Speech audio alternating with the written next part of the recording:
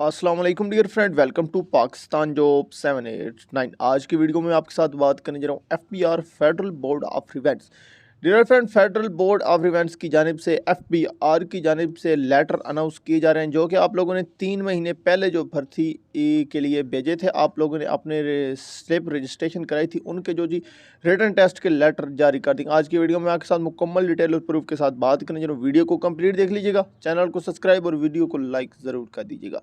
Dear friend, आपकी screen पे FBR का जो है लेटर शो हो रहा है। डियर फ्रेंड, ये आप लोगों ने जो अप्लाई किया था 3 महीने पहले, यहाँ पे आप देख सकते हैं, ये जी पोस्ट क्लर्क है LDC के लिए, जो कि इसका स्केल 9 है।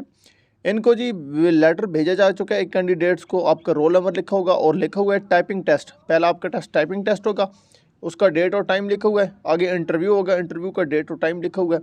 और आपको पता है कि 30 मिनट पहले कम से कम सेंटर में जाना होता है।